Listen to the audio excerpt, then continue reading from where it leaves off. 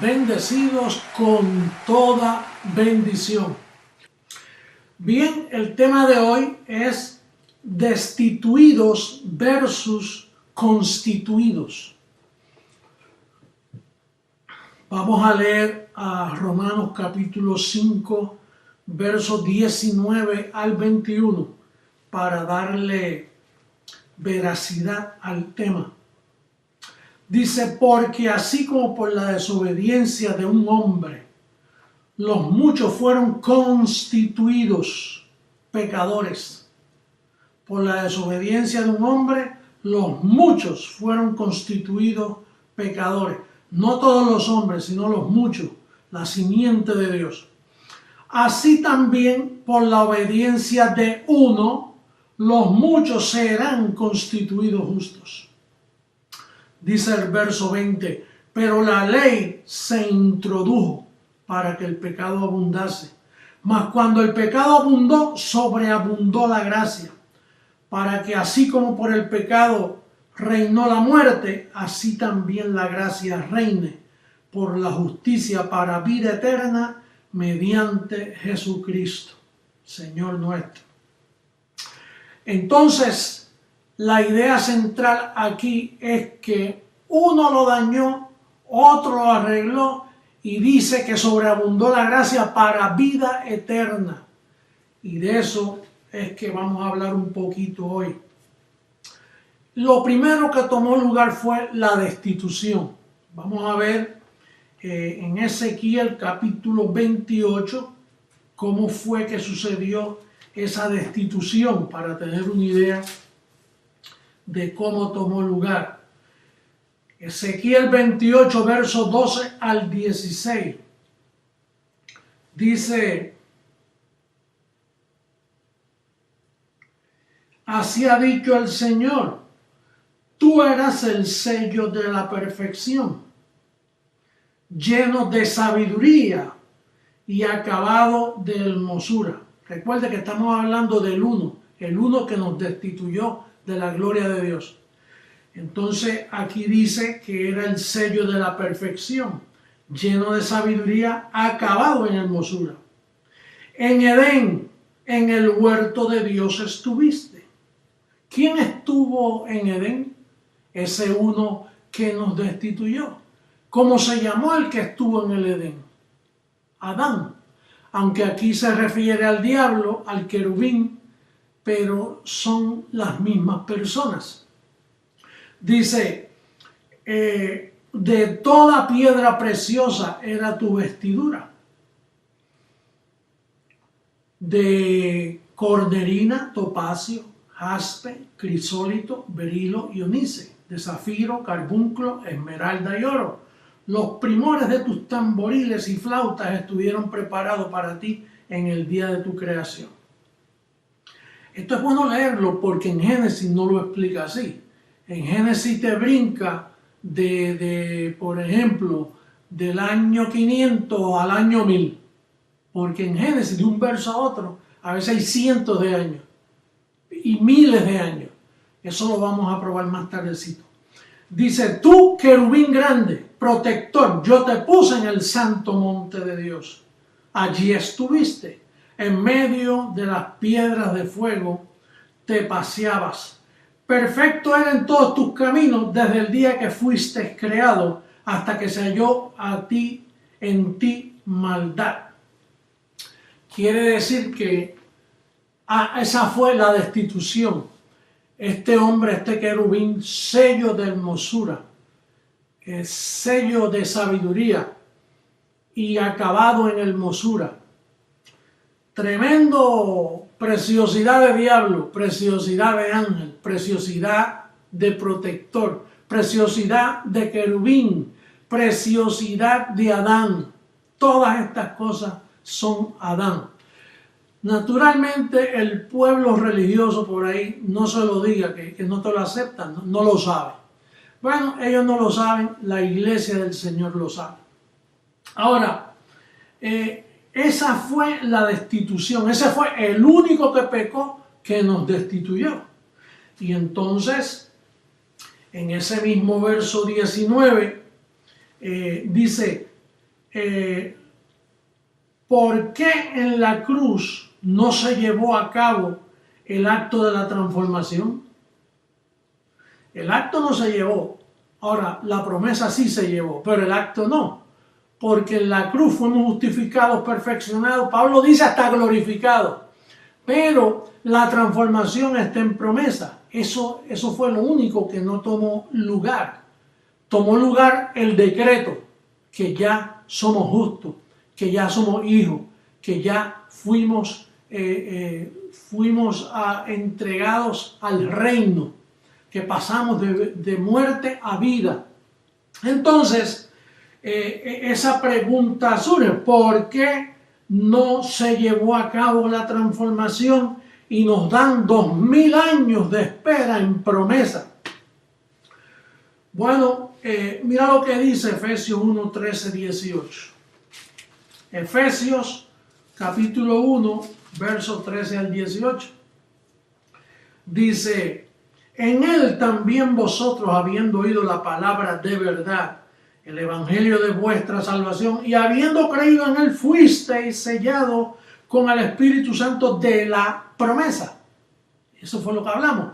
El acto no se llevó, el acto de la transformación, pero el Espíritu Santo de la promesa fuimos sellados con él. Y dice aquí que es las arras, el anillo, el sentido de propiedad, que es las arras de nuestra herencia hasta la redención de la posesión adquirida para alabanza de su gloria. Entonces Pablo dice: por esta causa también yo, habiendo oído de vuestra fe en el Señor Jesús y de vuestro amor para con todos los santos, no ceso de dar gracias por vosotros, haciendo memoria de vosotros en mis oraciones, para que el Dios de nuestro Señor Jesucristo, el Padre de gloria, os dé espíritu de sabiduría y de revelación en el conocimiento de Él, alumbrando los ojos de vuestro entendimiento, para que sepáis cuál es la esperanza que Él os ha llamado y cuál es la riqueza de la gloria de su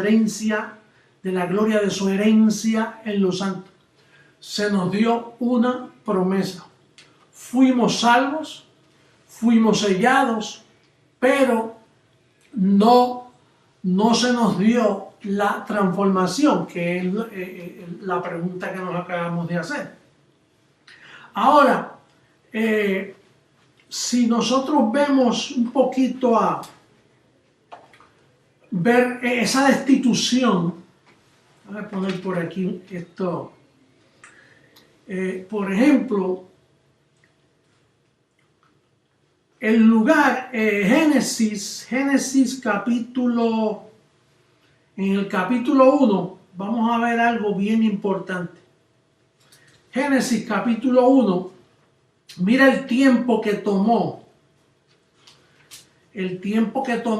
antes de ese primero que nos destituyó, antes de caer en pecado, antes de echarlo fuera del jardín del Edén. Fíjate el tiempo que tomó lugar allí. Dice: en el principio creó Dios los cielos y la tierra. Y la tierra estaba desordenada y vacía, y las tinieblas estaban sobre la faz del abismo, y el Espíritu de Dios se movía sobre la faz de las aguas. Había un desorden. ¿Y en ese desorden, cuántos miles de años tomó lugar para que Dios dijera en el verso 3: y dijo Dios, sea la luz, y fue la luz? Y empezó Dios a organizar todas las cosas. Y dice que hizo un día, 2 días, 3 días, la expansión en las aves, cuadrúpedos, todos esos animales que a veces tú escuchas que la ciencia dice que ese animal tenía 15.000 años. Y dice: ¿cómo es posible? Si van más que 6.000 años de Génesis acá. Es que no cuenta todos esos miles de años. Dios creó los cielos y la tierra, pero estaba vacía y desordenada. Y en ese proyecto tomó miles de años en lo que Dios tome esa decisión. Y entonces, fíjate algo importante sobre el número 6. A lo último dice, y vio Dios todo lo que había hecho, y he aquí que era bueno en gran manera. Y fue la tarde y la mañana el día sexto. 6. Por eso es que ese número es número de hombre, porque el séptimo Dios descansó y luego creó ese querubín que fue echado fuera por haber pecado. Esto es un plan que cuando Pablo hablaba de él, Pablo decía allá en Romanos 11, mira cómo dice Romanos 11, en el verso 33, Pablo dice: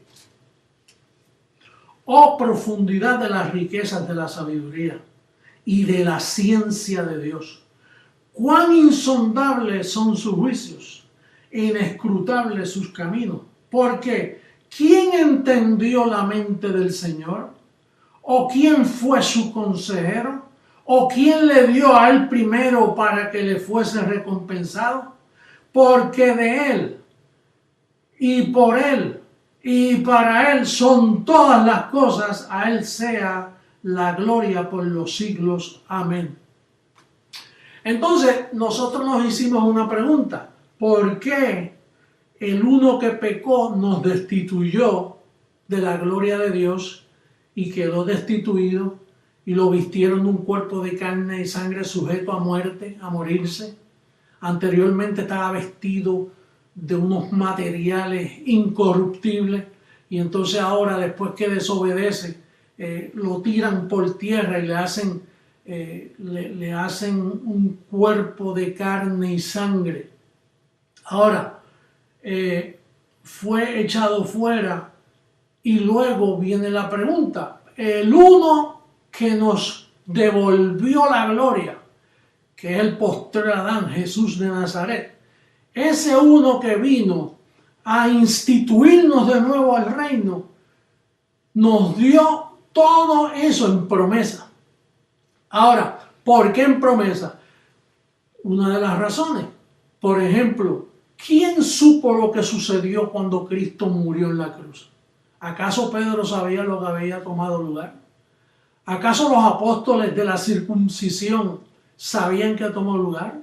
¿Acaso María, su madre, o José, o cualquiera de los profetas sabía qué sucedió allí en la cruz? Lo ocurrido en la cruz del Calvario. Nadie lo sabía. Tuvo que aparecer el apóstol Pablo. Para entonces el apóstol es el que escribe Romanos 5:19. El apóstol que fue escogido, que fue subido al paraíso, que oyó palabras inefables que no se el hombre expresar, no le es dado al hombre expresarlo. De momento el apóstol Pablo sale con toda esta revelación y él lo dice bien claro allá en Gálatas 1:11, cuando dice: el evangelio predicado por mí no es según hombre, sino por revelación de Jesucristo.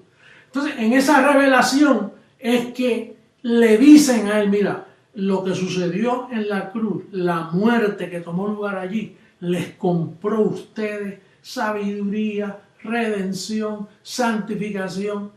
Y por eso es que los apóstoles, cuando oyeron a Pablo, ellos dijeron: este hombre está predicando cosas bien extrañas, porque ellos ni se imaginaban qué había sucedido allí en la cruz del Calvario. Por eso fue que cuando Jesús de Nazaret anduvo con ellos, él le dice: mire, no me le lleven esto a los gentiles, que para los gentiles yo tengo un apóstol especial, un perito arquitecto que le va a revelar cosas del paraíso, que yo se las voy a revelar a él allá. Entonces les digo: lo de ustedes no lo lleven para allá, que lo de ustedes se queda aquí en Jerusalén. Y después de todo, cuando yo muera, no se lo digo, ¿no? Porque él le dio todas muchas cosas que deciros, pero usted no las va a poder sobrellevar. Pero cuando yo muera, esto caduca, esto que ustedes predican no sirve. Tú no ves que la ley se añadió para darle vida al pecado. Y entonces Jesucristo vivió bajo la ley, como siervo de la circuncisión, para mostrarnos la verdad del evangelio. Y entonces Pablo fue el único que comenzó a recibir esa revelación. ¿Y por qué tardó 2000 años? 2000 años es nada. Mira todo lo que tuvo que esperar el primer Adán. De hecho, allí en Génesis no te dice cuando un día Satanás andaba alrededor, Dios dándole la vuelta a la tierra entera, y luego Dios le dice, voy a probar a Job. Ese evento no lo dice, aunque los teólogos dicen que ese libro fue escrito aún antes de Génesis. Y claro, antes del comienzo del primer hombre, y en ese desarrollo de miles y miles y miles y miles de años que hubo allí de un verso a otro bíblico, eso era muchísimo. Que esperemos 2000 años, eso no es nada. Esto es 2 días, y al tercer nos dará transformación, no solo vida, transformación. Estos 2 días, estos 2 milenios que han pasado, que estamos comenzando ahora en ese tercer milenio. ¿Para qué este tercer milenio? ¿Por qué no lo hizo en el año 2000 como profetizaban todas las religiones, los testigos de Jehová, los profetas pentecostales, líderes por ahí que dijeron, no, que para el 2000, que no pasa el 2000? Tenía que pasar del 2000. ¿Sabe por qué? Porque la inmortalidad es traída por medio de la explicación de este evangelio. Y este evangelio nunca fue aceptado por aquellos hombres. Tenía que venir la apostasía que aquellos mismos hombres fabricaron con sus libros, con los libros de la circuncisión, con Primera de Pedro, Santiago, Juan, Apocalipsis. Todos esos libros estaban para enredar al mundo. Y entonces el Señor se los reservó para predicarlo él mismo. Ellos no entendieron. Pablo les dijo, no juzguéis nada hasta que venga el Señor. Una vez vino el Señor, porque usted entiende ahora el evangelio de la inmortalidad. Así dice la segunda carta a Timoteo. Mira cómo dice segunda carta a Timoteo, capítulo 1, verso 9. Dice, quien nos salvó y llamó con llamamiento santo, no conforme a nuestras obras, sino según el propósito suyo y la gracia que nos fue dada en Cristo Jesús antes de los tiempos de los siglos, pero que ahora ha sido manifestada por la aparición de nuestro Salvador. Fíjate que te lo está diciendo, por la aparición. Cuando apareciera el Señor, es que tú ibas a entender este evangelio. Porque por Jesús de Nazaret no se comprendió el evangelio, al contrario, Jesús murió y nadie sabía nada. Más tarde aparece Pablo, que se convierte en camino a Damasco y lo escribe, y a él no se lo aceptaron, porque él era perseguidor de los cristianos, y entre ellos murmuraban los apóstoles, y si este hombre que mató a Esteban, y si nos está predicando cosas extrañas y cosas nuevas. Quiere decir que Pablo dijo, yo tampoco puedo hacer nada, en la aparición del Señor. En la aparición del Señor. Mira cómo dice, por lo cual, pero que ahora ha sido manifestada por la aparición de nuestro Salvador Jesucristo, el cual quitó la muerte y sacó a luz la vida y la inmortalidad por el evangelio. Pero no es el evangelio de Roma, ni el evangelio de los evangélicos, porque ese es el falso evangelio el que ellos predican. La inmortalidad, la vida, el gozo, la transformación viene cuando el Señor llegara a explicar el evangelio, el que tú ya has recibido, el que tú estás disfrutando, ese que te da gozo, ese que te hace vivir en triunfo, ese evangelio que te explica que tu fundamento no lo mueve nada. Dice el apóstol Pablo allá en Efesios, en Romanos capítulo 8, versos 18 al 21, mira cómo dice, y terminamos con Efesios 3, 18. Romanos 8, 18 y 19, mira cómo dice. Porque el anhelo ardiente de la creación es aguardar la manifestación de los hijos de Dios. Porque la creación fue sujetada a vanidad, no por su propia cuenta, sino por causa del que la sujetó en esperanza. Porque también la creación misma será libertada de la esclavitud de corrupción a la libertad gloriosa de los hijos de Dios. La creación está esperando eso, bendecido. Y para terminar, vamos a darle lectura a Efesios capítulo 3, versos 18 y 19. Dice: hasta que seáis plenamente capaces de comprender con todos los santos cuál sea la anchura, la longitud, la profundidad y la altura, y de conocer el amor de Cristo, que excede a todo conocimiento, para que seáis llenos de toda la plenitud de Dios. Hay que conocerlo. La plenitud de Dios es cuando tú conoces todo. Esto no es un invento que salió por ahí de una revelación, de un sicamanda o usa la manga larga. Esto no vino así. Esto viene por años. Esto es un proceso de sembrar, de cosechar, de Dios tratando con el hombre, tratando con su velo, tratando contigo, formando un pueblo poderoso, un pueblo que se mueve libremente, que se mueve voluntariamente a trabajar por un reino inconmovible, sabiendo que vuestro trabajo en el Señor no es en vano.